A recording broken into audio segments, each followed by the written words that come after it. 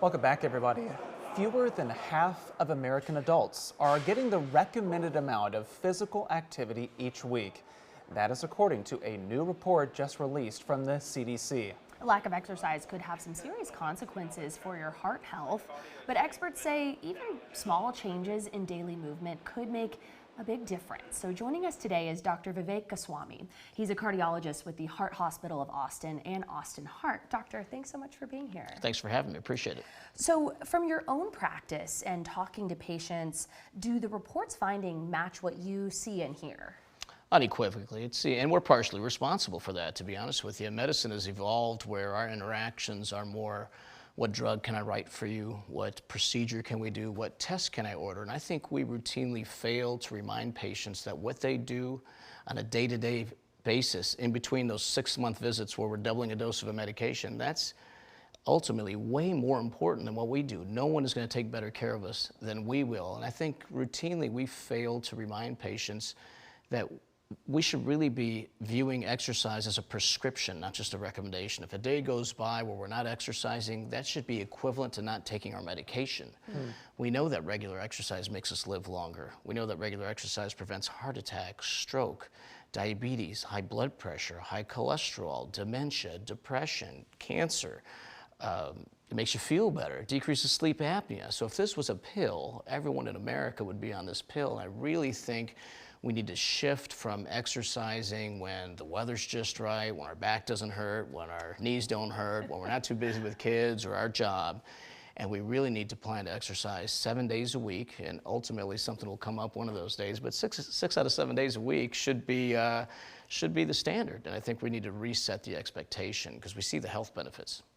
Well, we want to focus on something that this report brought up. It showed that men are much more likely than women to meet some of these guidelines about physical activity.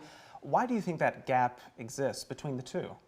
Yeah, I think a lot of disease, when it comes to heart disease in particular, has historically been considered a man's disease, and ultimately a lot of times women don't appreciate their risk of cardiovascular disease, diabetes, and a lot of these comorbidities, including stroke.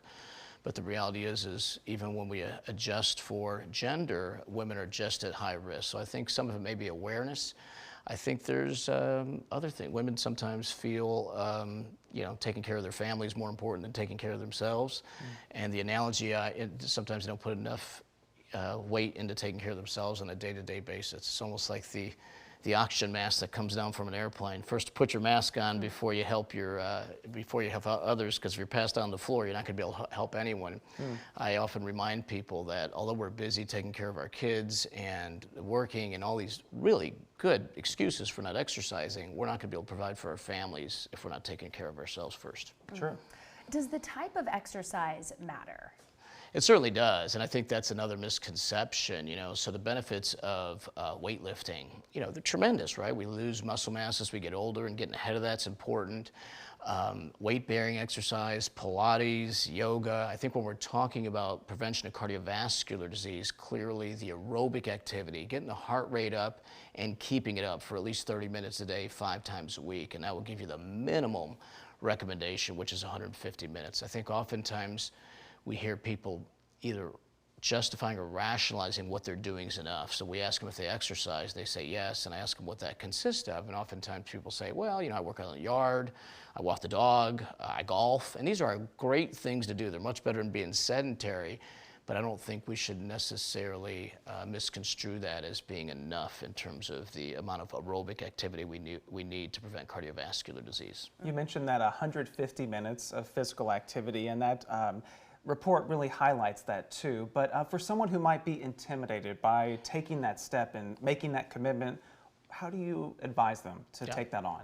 Well, it is a marathon, not a sprint, so I wouldn't encourage anyone to just go out there and, talk to your doc first. And I think small little increments. I'm human too. There's a time where I was in exercise, and when I first started running, I couldn't do it.